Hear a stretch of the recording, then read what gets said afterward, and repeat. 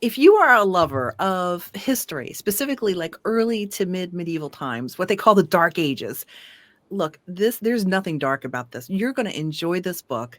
My next author, her name is Alex Forrester, and she wrote The Saxon Princess and the King of Scots. Welcome. Hi, Sam. Thank you for having me. Absolutely. This book is so much fun. Let's just talk about, first of all, the general message, if there is a general message in your book. Well, I don't always think of a book as having a message. I love to read mostly for entertainment's sake. And so for me, I think I'd love it if my readers would be entertained and enjoy the novel. If they get a message out of it, so much the better. But because it is historical fiction, one of the things I really hope is that I'll be able to share some true historical knowledge. I did do research on this novel, and I tried to include as much of historical fact as I could. And so I hope that people will be able to get a sense of what happened in history, how different people lived in different time. And then obviously with my take on it, on what would be the thoughts, feelings, motivations behind the characters, which is something that's open to interpretation. So you're kind of filling in those gaps of history that this is your thoughts of what could have happened. Yeah, exactly. You have the bare facts of history in the historical research books, but they don't really tell you how people were feeling, what their personalities were. Right. Sometimes they do, but mostly it's something left to the imagination. And so this would be my imagination of how Margaret and Malcolm's lives were and how their relationship developed. All right, set the stage for us. Give us the theater of the mind. Where are we, and what are we starting to see around us? What in that way? So I actually got inspired to write this novel when I went on a trip to Scotland. And Scotland is such a beautiful country. And it really speaks to me because I think I'm a bit of an introvert. I like, peacefulness and being out in nature. And in Scotland, there's so much gorgeous nature, and it has a sense of grandeur. You have these large open spaces and large mountains and beautiful sparkling lakes, which they call lochs. I still have these images of either, bright green grass with the perfect little circle of a blue lake in the middle, or sometimes everything is covered in mist and is mysterious. And it's just a beautiful place. And so as I was traveling there, I came to a lovely medieval castle. I mean, it's been built up since then, but the very core of Edinburgh Castle has a medieval little church, a little chapel. And in it, there is a beautiful stained glass window. And it's of a woman who's very beautiful, and she's noble, and she's holding a book, so she seems educated. And she has this gorgeous flowing blue gown, and blue's my favorite color. So I don't know, that stained glass really spoke to me. She seemed Wow. so beautiful, and I could see myself in her, sort of. She seemed kind of how I'd like to be imagined. This beautiful queen with a book and a flowing blue gown. So I was a little intrigued by that. And I went outside and I found a plaque, and it turned out that she was Saint Margaret, and she had been Queen of Scotland in medieval times. And she was married to King Malcolm, the King of Mhm. Scotland, who was actually a very warlike king, and he fought a lot of battles. But she was a saint. She was known for her education, her piety, her gentle nature, and just the thought that they managed to have a loving, happy relationship, it seems. Um, and yet we're so different. And it's something that really intrigued me. And so I started doing research on that. And that's the tale I'm trying to tell in this novel. There's a lot we can take into the modern times with this opposites attracting, and actually respecting difference of opinions and staying married. I mean, this is as a modern story. That sounds like the fairy tale to me. What are your thoughts about these opposites attracting, and what do you think that it brought to the land that they served? Yeah. So as I was doing the research, I did come across something of an explanation that in medieval world, the gender roles were very distinct. And I don't know if that's a good thing. It certainly doesn't resonate with me. But in those times, it was very clear that the man's role was to defend and grow his power and to defend his people and the people he loved and his homeland. And to do that, you had to be, to a certain extent, bloodthirsty and violent and aggressive. If people didn't fear you, they would attack. So it would be good to have this image of a strong, powerful king who would ruthlessly defeat all enemies that would come at you. So that kind of explains why maybe Margaret wasn't horrified by some of the bloody deeds that Malcolm did. And then woman's gender role was, you had to be, especially if you were a noble woman, you had to be pious. You had to be sweet and kind and meek and gentle. And that's not necessarily who I am. And I don't think that was necessarily who Margaret was in her, in her personality. But it's the role that society kind of forced on her. I think she took it to, make the best that she could out of it. Because despite being, for all intents and purposes, the pious, obedient wife that she was supposed to be, she was also a very powerful queen. And she definitely put her own personal touch on ruling Scotland. And unlike a lot of queens, and especially women, but even queens in those days, they hardly ever make it into the historical record. So Malcolm actually was married before he married Margaret. He had another wife.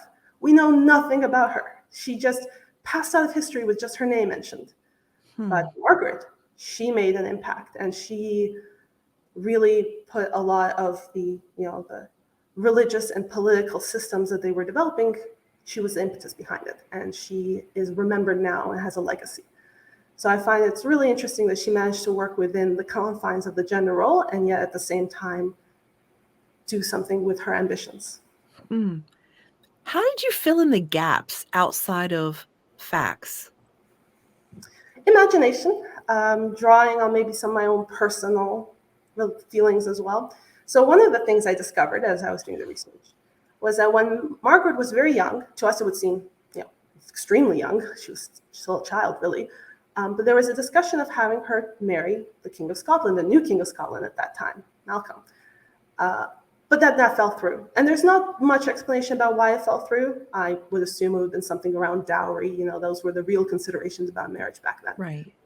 But I also felt, because he was in the same court in England as she was, and I felt that they probably met. And I imagined myself as a young teenager meeting a handsome young king who might be my husband one day. I could see myself becoming smitten instantly.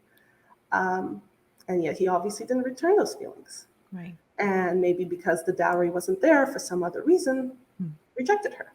And I imagined how that would feel. And so that's kind of how I wrote that. And then in vindication of my, overlooked teenage self, eventually when he meets her as a young woman who's grown into her intelligence and her looks and is now a force to be reckoned with, then he wants her. And then he wants her even without a dowry, because at that point her brother has been exiled. And she's, the sister of an exiled prince who has nothing. And still he wants her for herself now. So I found that really interesting. And that's kind of like trying to look at the facts of history and then put the feeling of how I would have lived through that. You love history. I do. It just exudes from you. I mean, I do. Where did this love come from? Well, I don't know. I've always enjoyed reading, and historical fiction is one of the genres I like most. I've always been fascinated by how different people live. And I think maybe it's because seeing how different people live in different times shows you what is always true about people, the eternal truth. And being able to kind of have an insight about what is still true to this day, even though the world around us has changed so much. One of the things about medieval times, they kind of talk about the dark ages, yet from what you're saying, they were very educated. There was a lot of beauty. What are your thoughts on that? Well, so I find it interesting. It's, again, I guess, the dichotomy. I guess people were more specialized in their roles back then. So Malcolm would have been completely illiterate because a king didn't need to know how to write. Wow. He had people who could write and read for him. He needed to know how to fight and how to kill people. Okay.